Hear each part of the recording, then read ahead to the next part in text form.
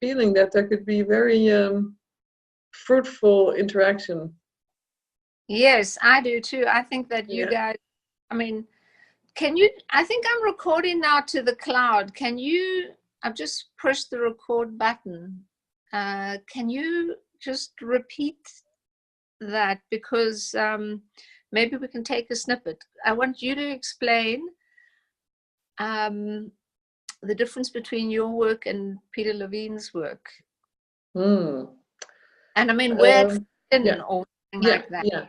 Well, Peter Levine, what he does beautifully is that he shows how in the experience of the trauma, I see it, what I call it is like we get emotionally arrested. It's arrested emotional development. So we like, if the trauma goes from, the movement is from 0 to, let's say, 10, then we freeze in, say, step 2. And then we stay stuck there, and it just stays stuck in our bodies. And so he helps you to go back and then to finish the whole movement. So to finish the trauma movement from 0 to 2, and then instead of freezing up, going all the way up till 10. So this is very important work on the physical level. But in PRI, and this is part of the it's part of what we do in the regressions. But of course, in PRI, there is a whole frame around all of this. It's embedded in the development of consciousness, which means, the self-observation and noting your defenses when they're activated, reversing these defenses, and then integrating the pain into the past. So it goes, well, it sounds a little, I don't like to say these kind of things, but I mean, PRI is a vast framework, and doing this, finishing the trauma movement is only, one part. It's a very important part. We can't do it without, but it's only one part of the whole thing.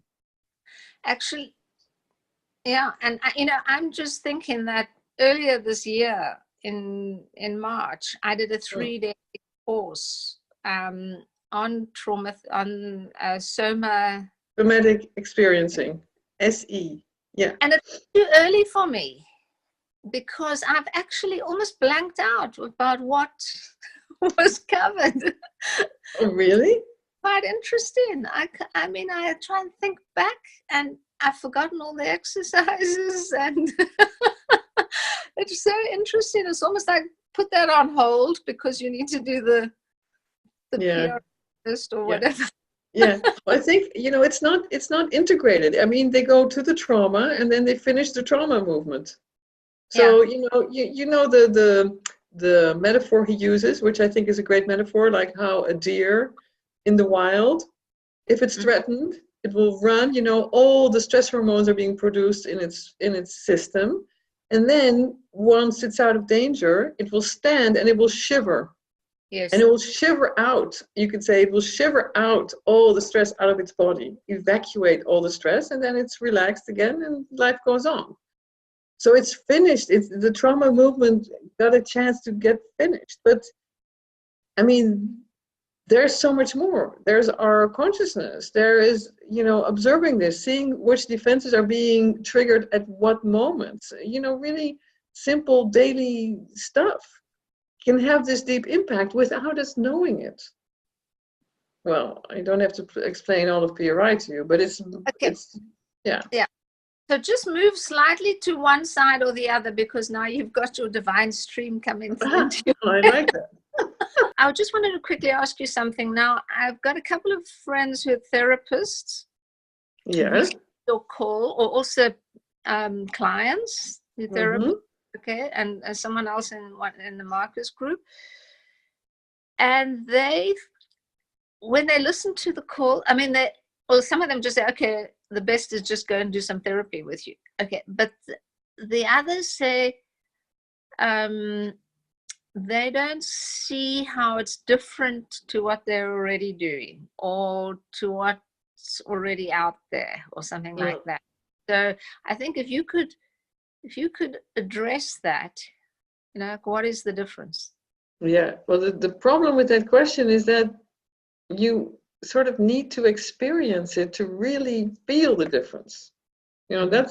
I can explain, I can say, well, What's the difference between the banana and the rest of all the fruits? Well, am I going to explain the difference in a banana and a pineapple and a banana and a mango? I mean, it's impossible. But I can situate PRI, and you can say it's situated like in between, on the one hand, therapies that are like psychoanalysis that go deep into our past.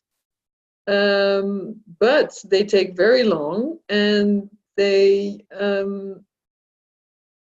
more rationally based. And on the other hand, therapies that they focus in the present, like cognitive behavioral therapy, which addresses the present and which can move fast. But in time, the problem with that is that symptoms can come back. They can just be transferred to other situations. So PRI is in between, because PRI addresses the present day problems. It moves very fast. So that's, comparable to cognitive behavioral therapy. But at the same time, we go very deep into the unconscious. So we go into the past. You can compare that to more psychoanalytic approaches. But we also work on a very deep level with these emotions that have been, you can say they're stocked in the body because they have never been integrated. They've never been processed because they were too traumatic. So we go into all of that. We go into the unconscious layers. We don't analyze. We go straight from the present right down into these unconscious old traumas and old pain. And then we bring it all back into the present. So we link it very exactly to your present day life. It's not like, oh, you have this trauma from when you were 2, so now we're going to feel that trauma, we're going to finish the trauma movement, and then it's done. No, we will come back into the present and see very clearly how your life in the present is being, actually unconsciously, is being led all the time by this old trauma that is there, or other comparable traumas that are continuously influencing your perception of the present. So they're putting this veil, you could say, over the present, so you cannot really see the present, so you cannot be present in the present, because actually what you're seeing is a veil, which is you could say it's a mirror of this old reality. But you don't know it. And since it's a societal phenomena, everybody's doing that, we are also reinforcing each other in this. An example is when someone loses someone they love, or when a relationship is over, and if they have a very strong emotional reaction, a lot of people will say, well, of course you are devastated because now your relationship is over. Whereas, you can really wonder if that is so normal to be devastated if your relationship is over. Maybe you're so devastated because it touches on childhood abandonment issues. And since we almost all carry these childhood abandonment issues, we all, relate to this emotional reaction in the present, and therefore reinforce each other in the idea that it is about the present. Whereas actually, if you solve your childhood abandonment issues, in the present, you can say, well, maybe it was a good thing that this relationship came to an end because it was a dysfunctional relationship, or maybe it was holding us back, or there was another reason why we couldn't solve it and couldn't progress from where we were stuck. Well, there's so much more to say, of course, but it's a very, very difficult question. But once I say to people, okay, I can explain many things, but just give me 5 minutes and then I can show you how it works. And then usually they're very surprised, and then they'll say, oh, now I understand. For example, yesterday in Paris, there was this guy that came to see me after the conference, and he said, he had tears in his eyes. He said, my God, 17 years ago, I had a total meltdown. I could hardly move anymore. I was in bed for half a year, and I did 17 years of therapy. All different kinds of therapy. I went to all conferences. I watched like 10 conferences a day. I wanted to find the way out, and I learned a lot, but I just never got out. And here with the exercise that I did with the whole group, imagine 120 people. So I don't know, I'm just giving them some instructions. I can't really follow because they're doing it, internally. So just this exercise has given me a key to something that's happening in my body. And I can now feel this glowing energy in the solar plexus area. He was pointing out his solar plexus area. He said, I have never felt that. And he was just like radiating. And he was just, turning around, coming back, and talking to me again. He said, yeah, and I'm working in this festival, and I'm going to tell the president of this festival that he absolutely has to invite you. And this is just so great. And it's just incredible. It's so direct. It's so clear. It's so simple and so incredibly effective.